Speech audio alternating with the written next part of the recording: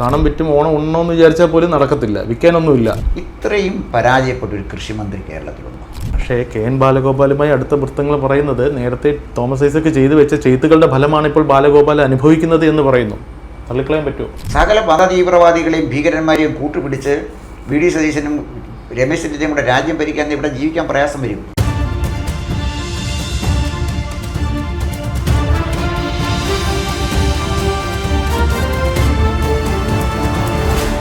നമസ്കാരം. ഇന്ന് ചിങ്ങം 1 മലയാളികൾ ഓണം ഉണ്ണാനായിട്ട് കാത്തിരിക്കുകയാണ്. ശേഷിക്കുന്നത് ഏതാനും ദിവസങ്ങൾ മാത്രമാണ്. കുറച്ചുകൂടെ നമ്മൾ പൊളിറ്റിക്കലായിട്ട് പറഞ്ഞു കഴിഞ്ഞാൽ രണ്ടാം പിണറായി വിജയൻ സർക്കാരിൻ്റെ കാലത്തെ അവസാനത്തെ ഓണമാണ്. പക്ഷേ ഇക്കുറി ഓണം ഉണ്ണുന്നത് ഇച്ചിരി ചിലവേറും എന്നുള്ളതാണ് ഒരു പൊതു വിലയിരുത്തൽ.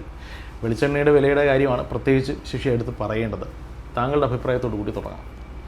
എല്ലാ പ്രിയപ്പെട്ട ജനഭൂമി പ്രേക്ഷകർക്കും ഞങ്ങളുടെ പുതുവത്സരാശംസകൾ. താങ്കളുടെ ചോദ്യത്തിലേക്ക് വരാം. പിണറായി വിജയൻ സർക്കാരിൻ്റെ രണ്ടാം പിണറായി വിജയൻ സർക്കാരിൻ്റെ അവസാനത്തെ ഓണം. അപ്പോൾ 2026 ഓണത്തിന് ഈ സർക്കാരായിരിക്കില്ല, വേറൊരു സർക്കാരായിരിക്കും. ഭരിക്കുന്ന ആരായാലും ശരി, പുതിയ സർക്കാരായിരിക്കും. ഇവിടെ താങ്കൾ ചോദിച്ചത് ഇക്കുറി ഓണം വലിയ ബുദ്ധിമുട്ടിലേക്കാണ് നീങ്ങുന്നത്. ഈ ഓണത്തെ ബുദ്ധിമുട്ടിലാക്കിയത് ആരാണ്? നമ്മുടെ ഭരണ നേതൃത്വമല്ലേ. അത് നമുക്ക് നിഷേധിക്കാൻ കഴിയുന്ന കാര്യമല്ലല്ലോ. വില വർദ്ധിക്കുന്നു. വില വർധനവ് തടഞ്ഞു നിർത്താൻ. വില വർധനവ് പണ്ട് ആരോ പറഞ്ഞ പോലെ ആഗോള പ്രതിഭാസമാണെന്നൊക്കെ നമുക്ക് പറയാമെങ്കിലും കേരളം പരിപൂർണമായി തകർച്ചയിലേക്ക് പോയിക്കൊണ്ടിരിക്കുകയാണ്. പരിപൂർണമായി. ഇപ്പോൾ ഉദാഹരണത്തിന് ഇപ്പോൾ ഓണത്തിന് വരുമ്പോഴേ കാണാൻ പറ്റും ഓണം ഉണ്ണണം എന്നാണല്ലോ നമ്മുടെ ഒരു സങ്കല്പം. വെളിച്ചെണ്ണയുടെ വില എന്താണ്? 500 മുകളിൽ നിന്നു. അത് വിപണി ഇടപെടലൊക്കെ നടത്തി എന്തോ മാജിക്കൊക്കെ നടത്തിയെന്ന് പറയുന്നു. 400, 470, 500 ആ ഒരു നിലവാരത്തിൽ തന്നെ ഇപ്പോഴും നിൽക്കുന്നു. പക്ഷേ ഇതിൽ കൗതുകകരമായൊരു കാര്യം, പൊതുവിപണിയിൽ കിട്ടുന്നതിനേക്കാൾ കൂടിയ വിലയ്ക്കാണ് നമ്മുടെ സർക്കാർ നേരിട്ട് കൊപ്ര സംഭരിച്ച് അതിനെ പാക്ക് ചെയ്ത് എണ്ണയാക്കി വിൽക്കുന്ന കേരഫെഡിൻ്റെ കേര എണ്ണയ്ക്ക് പൊതുവിപണിയിൽ കിട്ടുന്നതിനേക്കാൾ 80 രൂപയോളം കൂടുതൽ. എന്താ അങ്ങനെ? അല്ല, അത് കെടുകാര്യസ്ഥത എന്നെ ഒറ്റ വാക്കി പറയാനൊക്കത്തുള്ളൂ. കെടുകാര്യസ്ഥത, അഴിമതി. അതായത് പൊതുവിപണിയിലുള്ള വിലയേക്കാൾ കൊടുത്ത് കേരഫെഡ് വാങ്ങിച്ചതിൻ്റെ പ്രയോജനം കേരഫെഡിനെ നയിക്കുന്നവർക്കും കേരഫെഡിലെ നയിക്കാൻ പറ്റിയ കക്ഷികളെ കൊണ്ടിരുത്തി നയിപ്പിക്കുന്നവർക്കും ഉണ്ടെന്നുള്ളതിന് തർക്കം എന്താണ്? കറപ്ഷനാണ്. ഇത് കൊപ്ര സംഭരണത്തിലെ കറപ്ഷനാണ്. അതിന് സംശയിക്കുകയേ വേണ്ട കാര്യം. ഈ കറപ്ഷനെ കുറിച്ച് വളരെ മുമ്പ് തന്നെ പത്രങ്ങൾ റിപ്പോർട്ട് ചെയ്തിരുന്നതാണ്. മാർക്കുള്ള വിലയേക്കാൾ കൂടിയ വിലയ്ക്ക് കേരഫെഡ്. അപ്പോൾ കേരഫെഡിനെ കറവപ്പശുവാക്കിയാണ്. അവർക്ക് വേണ്ടിയാണ് കേരഫെഡ് നടത്തുന്നത്. കേരളത്തിലെ ജനങ്ങൾക്ക് വേണ്ടിയല്ല ഈ കേരഫെഡ്. അപ്പോൾ കേരഫെഡ് അത് നടത്തുന്നവർക്ക് കാശടിക്കാനുള്ള ഒരു പരിപാടിക്കപ്പുറത്ത് വേറൊന്നുമില്ല. ഭരണ നേതൃത്വത്തിനും അതിനപ്പുറത്ത് വേറെ കാര്യങ്ങളുണ്ട്. പക്ഷേ നമ്മുടെ ഭക്ഷ്യമന്ത്രി പറയുന്നത് സാധാരണക്കാരായ കൊപ്ര കർഷകരെ സംരക്ഷിക്കാൻ വേണ്ടിയിട്ട് അവരിൽ നിന്ന് ഉദാരമായ വില കൊടുത്ത് സംഭരിച്ചു എന്നൊക്കെയാണ് പറയുന്നത്. ഈ കൊപ്ര കർഷകർ എന്ന് പറയുന്നത് CPIക്ക് താല്പര്യമുള്ള കുറച്ച് പേരാണെന്നൊക്കെ രാഷ്ട്രീയ ദോഷിക ദീർഘകൾ പറയുന്നു. ശരിയല്ലേ? അവർക്ക് താല്പര്യമുള്ള കൊപ്ര കർഷകർ തമിഴ്നാട്ടിൽ നിന്നുള്ള കൊപ്ര കർഷകർക്ക് അവർക്ക് താല്പര്യമുണ്ട്. മലയാളികൾ തന്നെയാണ്, പക്ഷേ തമിഴ്നാട്ടിലാണ് ബേസ്. അവിടെ നിന്നാണല്ലോ കൊപ്ര ഇങ്ങോട്ട് വരുന്നുണ്ട്. രണ്ടാമത്തെ കാര്യം, ഈ കൊപ്ര കർഷകൻ്റെ താല്പര്യം സംബന്ധിച്ചു. ഈ വെളിച്ചെണ്ണയുടെ ഉപഭോക്താവിൻ്റെ താല്പര്യം സംരക്ഷിക്കാൻ ഈ മന്ത്രിക്ക് എന്താ ചെയ്യാനുള്ളത്? ഞാനൊരു ചെറിയ കാര്യം പറയട്ടെ. ഇത്രയും പരാജയപ്പെട്ടൊരു കൃഷിമന്ത്രി കേരളത്തിലുണ്ടോ? ഇത്രയും പരാജയപ്പെട്ടൊരു കൃഷിമന്ത്രി കേരളത്തിലില്ല. അദ്ദേഹം വളരെ മാന്യനാണ്, വളരെ ലളിത ജീവിതം നയിക്കുന്ന ആളാണ്, സൗമ്യനാണ്. ഒരു കുഴപ്പം അദ്ദേഹത്തിന് വ്യക്തിപരമായിട്ട് എനിക്ക് പറയാനില്ല. പക്ഷേ ഒരു മന്ത്രി എന്നുള്ള നിലയിൽ അദ്ദേഹം പരിപൂർണമായി പരാജയമാണ്. അതിൻ്റെ കാരണം, കുട്ടനാട്ടിലെ നെല്ലെടുത്ത കർഷകന് നെല്ലിൻ്റെ വില കൊടുക്കാൻ പറ്റുന്നില്ല. നെൽകർഷകന്, കുട്ടനാട്ടിലെ നെൽകർഷകന് ബാങ്കിൽ നിന്ന് ലോൺ എടുക്കാൻ പറ്റുന്നില്ല. സിവിൽ സ്കോർ കൊണ്ട് തടഞ്ഞു വെച്ചിരിക്കുകയാണ്. കാരണം ഏറ്റവും മോശമായ രീതിയിൽ എടുത്ത ലോൺ അടച്ചിട്ടില്ല. പിന്നെ തന്നെ ബാങ്കിൽ ഈ സിവിൽ സ്കോറിലേക്ക് മാറ്റം വരുന്നില്ല. ഏറ്റവും മോശമായൊരു സംവിധാനത്തിലാണ് അത് ചെയ്യുന്നത്. ഇവർ ഈ സബ്സിഡി കൊടുക്കും, ആ താല്പര്യം ഈ താല്പര്യം എന്നൊക്കെ പറയുമ്പോഴും കുട്ടനാട്ടിലെ നെൽകർഷകനെ സംബന്ധിച്ചിടത്തോളം വലിയ ബുദ്ധിമുട്ടിലാണ് പോകുന്നത്. മറ്റൊന്ന് കേര കർഷകരുടെ പിന്നെ അവർ ഉൽപ്പാദിപ്പിക്കുന്ന തേങ്ങ വില കൊടുത്ത് കർഷകനിൽ നിന്ന് വാങ്ങിച്ചാൽ മനസ്സിലാക്കാം. ഇത് ഇടനിലക്കാരുടെ നിന്നാണ് വാങ്ങിച്ചിരിക്കുന്നത്. അവന് പ്രയോജനം ഉണ്ടാവും. ഇടനിലക്കാരിൽ നിന്നും തേങ്ങ വാങ്ങിച്ചതുകൊണ്ട് കർഷകനല്ലല്ലോ പ്രയോജനം കിട്ടുന്നത്, ഇടനിലക്കാരനല്ലേ. അപ്പോൾ ഇതൊരു കറപ്റ്റ് സിസ്റ്റമാണ്. പിന്നെ ഇനിയും പൊതുവിതരണ സംവിധാനത്തിലേക്ക് വരാം. അതും CPIയുടെ കയ്യിലിരിക്കുന്നത്. സിവിൽ സപ്ലൈസിലെ ഏതെങ്കിലും ഒരു സ്റ്റോറിൽ ചെല്ലുക, സിവിൽ സപ്ലൈസ് സ്റ്റോറിൽ ചെല്ലുക, അലമാര നിറഞ്ഞ് കണ്ട കാലം മറന്നുപോയില്ലേ? മന്ത്രി പറയുന്നത് പൊതുവിപണിയിൽ വിലക്കയറ്റം ഒരു പ്രശ്നമാണ്, ആ യാഥാർത്ഥ്യം അംഗീകരിക്കുന്നു. നിങ്ങളൊരു കാര്യം ചെയ്യൂ, സപ്ലൈകോയിൽ പോകൂ, അല്ലെങ്കിൽ കൺസ്യൂമർ ഫെഡിൻ്റെ ത്രിവേണി സ്റ്റോറുകളിൽ പോകൂ എന്ന് അദ്ദേഹം പറയുന്നു. ഇത് കേട്ട് തള്ളിപ്പിടിച്ച് ചെല്ലുന്ന ആൾക്കാർക്ക് കാലിയായ ട്രേകളാണ് അല്ലെങ്കിൽ ഷെൽഫുകളാണ് കാണാൻ സാധിക്കുന്നത്. ഇതിവിടെ സാധനങ്ങൾ റീപ്ലേസ് ചെയ്തിട്ട് നാളുകളേറെയായി, ഓണമായിട്ട് എത്തിയിട്ടില്ല എന്ന് പറയുന്നു. എന്ത് തോന്നുന്നു? അദ്ദേഹം പറഞ്ഞിരിക്കുന്ന ഈ സപ്ലൈകോയുടെ ഈ സ്ഥലത്തും പിന്നെ അതുപോലെ തന്നെ അവരുടെ മറ്റു പൊതുവിതരണ സമ്പ്രദായത്തിൻ്റെ വിൽപ്പനശാലകളിലൊക്കെ ചെന്നാൽ പൂച്ച വെറ്റ് കിടക്കുന്നതേ കാണാനൊക്കെ പറ്റും. അല്ലാതെ അവിടെ നിന്ന് ഷെൽഫിലും ഒരു ഉണ്ടോ ഇല്ല. മാധ്യമങ്ങളാരും സപ്ലൈകോയിൽ സാധനങ്ങൾ ഇല്ല എന്നുള്ള വാർത്ത റിപ്പോർട്ട് ചെയ്യരുത് എന്നുള്ളൊരു തിട്ടൂരം കൊടുത്തിരിക്കുന്നു. മാധ്യമങ്ങൾക്ക് സപ്ലൈകോയുടെ സ്റ്റോറുകൾ കയറാനോ വിഷ്വൽസ് എടുക്കാനോ അനുവാദമില്ല. എങ്ങനെ തോന്നുന്നു? എന്ത് തോന്നുന്നു? ഇതൊരു ഏകാധിപത്യത്തിൻ്റെ ഭാഗം എന്നുള്ളതല്ല. എന്താ മാധ്യമങ്ങൾക്ക് അങ്ങോട്ട് പോകാൻ പറ്റില്ല എന്ന് പറയുന്നതിൻ്റെ എന്താ അർത്ഥമായിരിക്കുന്നു? സ്വന്തം വീഴ്ച മറച്ചു വയ്ക്കാൻ ഇത്തരം ഗിമിക്കുകൾ കാണിച്ചുകൊണ്ട് എവിടെ രക്ഷപ്പെടാനാണുള്ളത്? ഇപ്പോൾ ഓണം ആഘോഷിക്കാൻ മലയാളി തയ്യാറായി കഴിഞ്ഞു. അവൻ ഓണച്ചന്തയിലേക്ക് ഇറങ്ങുന്നു. അവന് സാധനം എവിടെ നിന്ന് കിട്ടുമോ അത് വാങ്ങിക്കും. പക്ഷെ അവരെ ഈ പ്രയാസത്തിലാക്കിയിരിക്കുന്നത് ഒരു കാര്യം കൊണ്ടല്ല. ഓണത്തിനോടനുബന്ധിച്ചോടെ തന്നെ വിവാഹങ്ങൾ നടക്കും. സ്വർണ്ണത്തിന് വലിയ വിലയാണ്. പക്ഷേ സ്വർണം നമ്മളെ സംബന്ധിച്ചിടത്തോളം ഒഴിച്ചുകൂടാനാകാത്ത ഒരു കാര്യമാണ്. പക്ഷെ സ്വർണം വാങ്ങിക്കാൻ പണം വേണ്ടേ? ആരുടെ കയ്യിലാണ് പണമുള്ളത്? സർക്കാർ ഉദ്യോഗസ്ഥന്മാർക്ക് DA ഇല്ല. ആലോചിച്ച് നോക്കണം. ക്ഷേമ പെൻഷന് കുറച്ചെങ്കിലും കിട്ടുന്നുണ്ട്, അതും റെഗുലറായിട്ട് നമുക്ക് കൊടുക്കാൻ പറ്റും. ആരുടെ കയ്യിൽ പണമുണ്ട്? ഒരു ചെറിയ ഒരു ന്യൂനപക്ഷത്തിനെ ഒഴിച്ചു നിർത്തിയാൽ കേരളയിൽ എത്ര പേരുടെ പണം ചെലവഴിക്കാനുണ്ടെന്ന് ആലോചിച്ച് നോക്കണം. ചുരുക്കം പറഞ്ഞാൽ താങ്കൾ നേരത്തെ പറഞ്ഞാൽ ഈ കാണം വിറ്റും ഓണം ഉണ്ണോന്ന് വിചാരിച്ചാൽ പോലും നടക്കത്തില്ല, വിൽക്കാനൊന്നുമില്ല. ഇല്ല, ആ സ്ഥിതിയിലാണ് കേരളം പോകുന്നത്. അടുത്ത സാമ്പത്തിക പ്രതിസന്ധി എന്ന് പറഞ്ഞാൽ കേരളത്തെ അപകടകരമായ ഒരു സാമ്പത്തിക പ്രതിസന്ധിയിലേക്ക് നമ്മൾ തള്ളിവിട്ടിരിക്കുകയാണ്. മനസ്സിലായി. ഇപ്പോൾ ഈ ഒരു കാര്യം പറയുമ്പോൾ വിലക്കയറ്റമാണല്ലോ ഇതിൻ്റെ എല്ലാം അടിസ്ഥാനപരമായ വിഷയമെന്ന് പറയുന്നത്. നമ്മൾ ഇവിടെ വിലക്കയറ്റത്തിനെതിരെ നിരവധി സമരങ്ങൾ നടത്തിയിട്ടുണ്ട്, സെക്രട്ടേറിയറ്റ് ഉപരോധങ്ങൾ നടത്തിയിട്ടുണ്ട്, ഹർത്താൽ, കേരളം മുഴുവൻ അല്ലെങ്കിൽ രാജ്യം മുഴുവൻ വ്യാപിച്ചു നിൽക്കുന്ന അല്ലെങ്കിൽ പിടിച്ചുലച്ചു എന്ന് പറയുന്ന സോ കോൾഡ് സമരങ്ങൾ പലതും കേരളത്തിൽ മാത്രമായി നമ്മൾ നടത്തിയിട്ടുണ്ട്. പക്ഷേ ഇന്നേ വരെ 5 പൈസ ഒന്നിനും കുറഞ്ഞിട്ടില്ല. ഈ വസ്തുത അംഗീകരിക്കുമ്പോൾ നമ്മൾ ഏറ്റവും കൂടുതൽ സമരം ചെയ്തിട്ടുള്ള പെട്രോൾ ഡീസൽ വിലവർധനയ്ക്കെതിരെയാണ്, അല്ലെങ്കിൽ പാചകവാതകത്തിൻ്റെ വിലവർധനയ്ക്കെതിരെയാണ്. പെട്രോളിൻ്റെ വില 100-ന് മുകളിൽ 107, 110 ആ നിലവാരത്തിൽ നിൽക്കുമ്പോൾ വെളിച്ചെണ്ണയുടെ വില 400-ന് പുറത്തേക്ക്.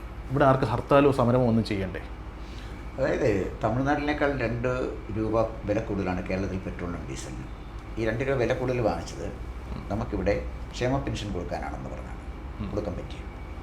അപ്പോൾ ഈ ടാക്സ് ചുമത്തി വാങ്ങിച്ച പണം എന്ത് പർപ്പസിന് വേണ്ടി വാങ്ങിച്ചു അതുപോലും പ്രയോജനപ്പെടുത്താൻ കഴിഞ്ഞില്ല. ഇപ്പം ധനമന്ത്രിയെ സംബന്ധിച്ചിടത്തോളം കേരളം ഒരു ഉപഭോക്തൃ സംസ്ഥാനമാണെന്ന് നമുക്കെല്ലാം അറിയാം. കേരളത്തിലെ ഫൈനാൻസ് മാനേജ് ചെയ്യുന്നതിനകത്ത് അനിതര സാധാരണമായ സാമ്പത്തിക വൈദഗ്ധ്യം കാണിച്ചെങ്കിൽ മാത്രമേ മുന്നോട്ട് പോകാൻ പറ്റുള്ളൂ. ഒരു പരിധിവരെ തോമസ് ഐസക് അത് വലിയ കേടുകൂടാതെ അത് കൊണ്ടുപോയി. വേറെ പല കാര്യത്തിലും തോമസ് ഐസക്കിനെ രാഷ്ട്രീയമായിട്ട് വിമർശിക്കുന്നുണ്ടെങ്കിലും പക്ഷെ ബാലഗോപാലിന് അത്ര ഭംഗിയായിട്ട് ധനവകുപ്പിനെ കൊണ്ടുപോകാൻ കഴിയുന്നില്ല എന്നുള്ളതൊരു വാസ്തവമാണ്. ട്രഷറിയിൽ പണമില്ല, അതായിരിക്കാം.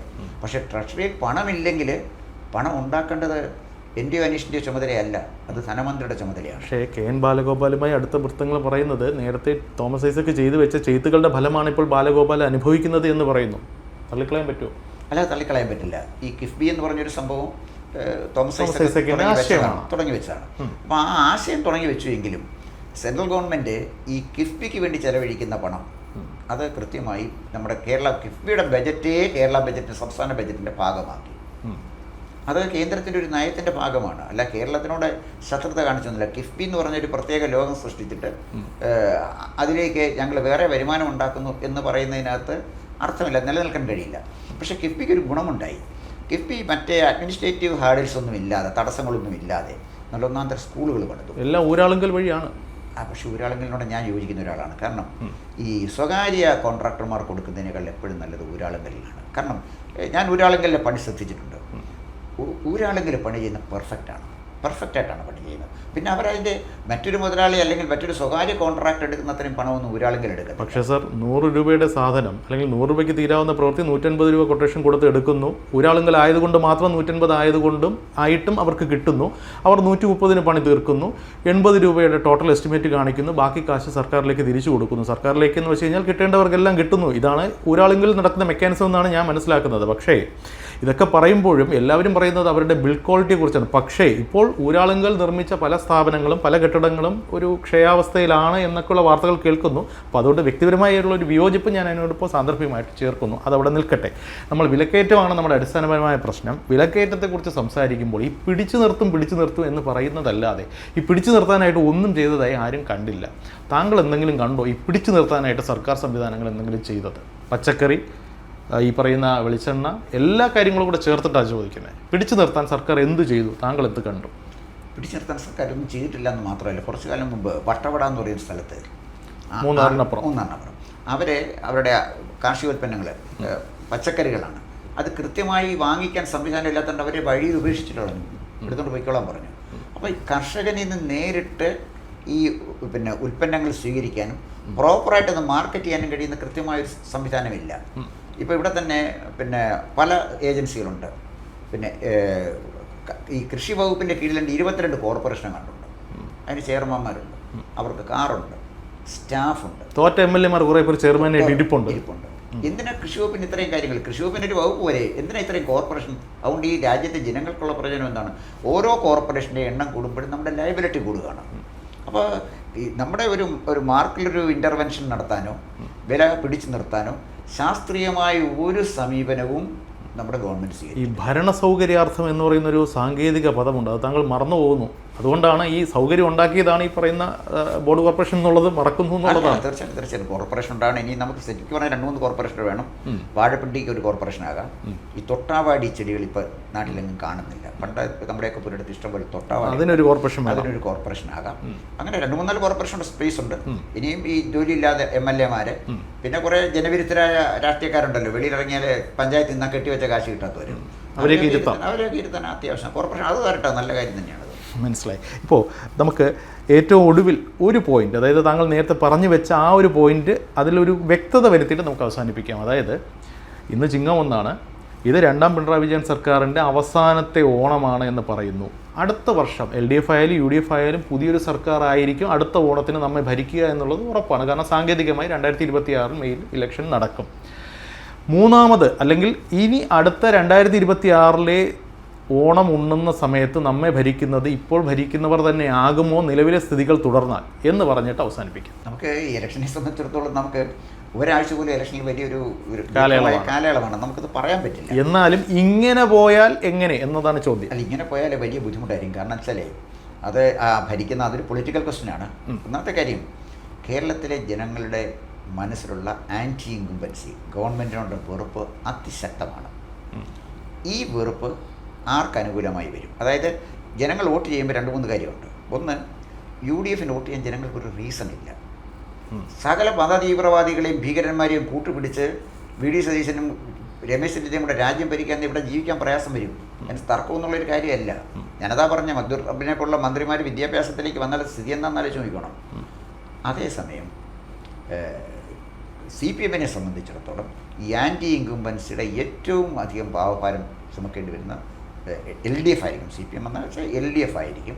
അപ്പം ജനങ്ങളുടെ ഒരു വികാരം, അതായത് ഗവൺമെൻറ്റിനെതിരെ വന്ന ശക്തമായ ജനവികാരം UDFനും അതുപോലെ തന്നെ BJPക്കുമായി പങ്കുവച്ചാൽ 2026 കേരള നിയമസഭയിൽ അത്ഭുതങ്ങളുണ്ടാകും എന്ന കാര്യത്തിൽ സംശയമൊന്നും വേണ്ട. നമുക്ക് ഏതായാലും അത്ഭുതങ്ങൾക്കായി കാത്തിരിക്കാം. അതിനു മുന്നേ ഓണത്തിനെ കാത്തിരിക്കാം. നോക്കാം. തീർച്ചയായിട്ടും. നന്ദി. കൂടുതൽ വാർത്തകളും വിശേഷങ്ങളും നേരിട്ട് ലഭിക്കാൻ ജനങ്ങളിൽ നിന്ന് ജനങ്ങളിലേക്ക് ജനഭൂമി ന്യൂസ് സബ്സ്ക്രൈബ് ചെയ്യൂ. ബെൽ ബട്ടൺ അമർത്താനും മറക്കരുത്.